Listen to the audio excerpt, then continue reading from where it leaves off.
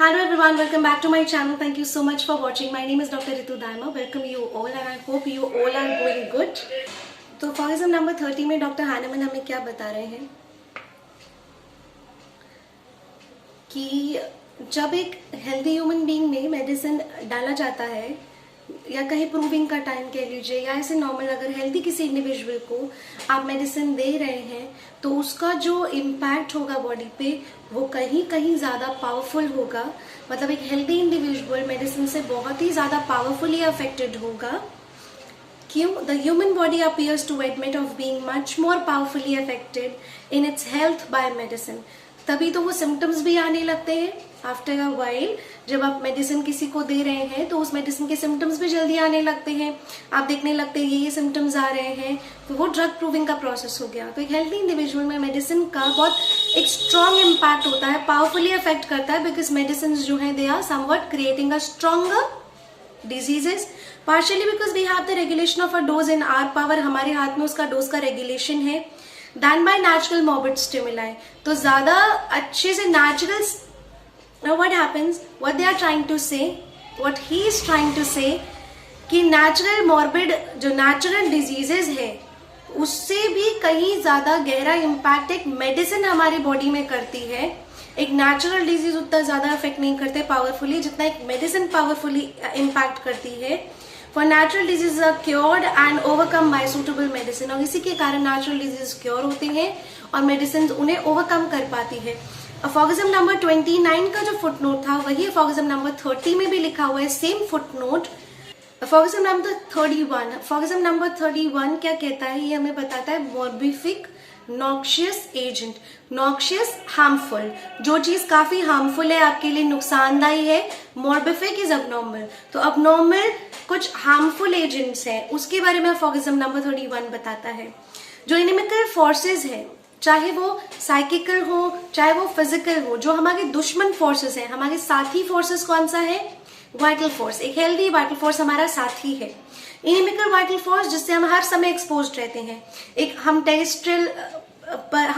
Terrestrial organisms हैं, हम जमीन पर रहते हैं तो हमारा एक एग्जिस्टेंस जो है हमेशा कुछ इनिमिकल फोर्सेस हम पर इम्पैक्ट करते रहते हैं, चाहे वो मेंटल फोर्सेस हो चाहे वो फिजिकल एजेंट्स हो. तो हमारी बॉडी हमेशा एक्सपोज्ड रहती है जिसे हम कहते हैं मॉर्बिफिक नॉक्शियस एजेंट्स. अबनॉर्मल हार्मफुल ऐसे कुछ एजेंट्स होते हैं which do not possess the power of morbidly deranging the health of man unconditionally. Unconditionally वो हमारी बॉडी को अफेक्ट कर ही नहीं सकते. ये फॉर्गिज्म हमें वही बता रहा है जो मैं आपको पहले बता चुकी हूँ एक बार कि हमें कोई भी इनिमिकल फोर्स हमें अफेक्ट नहीं कर सकता अनकंडीशनली, हमारी हेल्थ को डीरेंज नहीं कर सकता. But we are made ill by them only when our organism is sufficiently exposed, disposed or susceptible to the attack of morbific agents or the cause that may be present and to be altered in its health, deranged and made to undergo abnormal sensations and functions. Hence they do not produce disease in everyone and at all times. हमेशा हर कोई व्यक्ति बीमार नहीं पड़ता.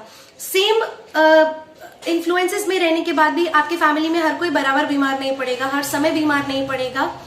आपकी हम जो word आजकल इम्यूनिटी यूज करते हैं उसके लिए भाई इनकी इम्यूनिटी स्ट्रांग है तो ये जल्दी बीमार नहीं पड़ते, इनकी इम्यूनिटी थोड़ी सी वीक है तो ये जल्दी जल्दी बीमार पड़ते हैं. सेम हमारी बॉडी जो है बहुत सारे इनिमिकल फोर्सेस से एक्सपोज्ड है लेकिन हम हर समय बीमार नहीं पड़ते अनटिल अनलेस हमारी बॉडी ससेप्टेबल हो गई है to the attack of them, उनके अटैक के लिए. तभी जाकर हमारा वाइटल फोर्स डीरेंज होता है. इसका फुटनोट बहुत इंपॉर्टेंट है.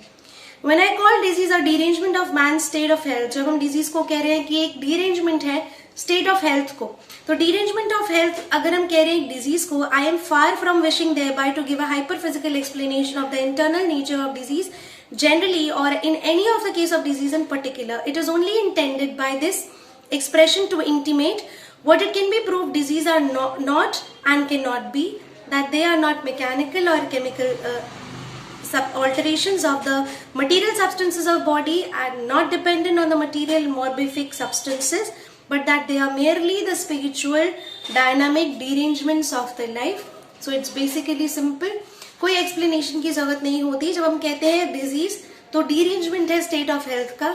अब उसको कोई हाइपर फिजिकल कोई भी एक आप बहुत बड़ा एक्सप्लेनेशन दे दीजिए, बॉडी में बहुत सारे केमिकल रिएक्शंस होते हैं, बॉडी में बहुत सारे केमिकल रिएक्शंस होते हैं, बहुत सारे कुछ चेंजेस होते हैं, बट स्टिल जो ऑल्टरेशंस होती है, mechanical alteration, chemical alterations, they are not happening in everyone at each time. हर एक समय हर किसी में नहीं होती।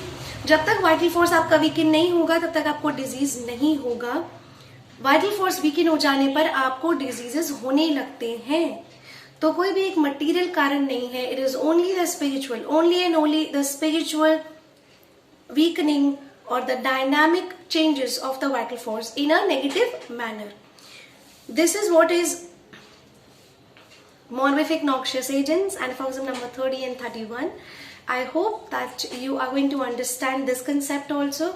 Now we are clear with modus operandi. Now we are clear with the superiority of artificial morbific agents and medicine की superiority हम जान चुके हैं, और हम ये भी जान चुके हैं कि मोबिफिक नॉक्शियस एजेंट्स क्या होते हैं। अब हम नेक्स्ट वीडियो में बात करेंगे एक्शन ऑफ मेडिसिन के बारे में। FOXM number 32 to 34 says about the action of medicines. So with this, I'm just signing off. Until we meet.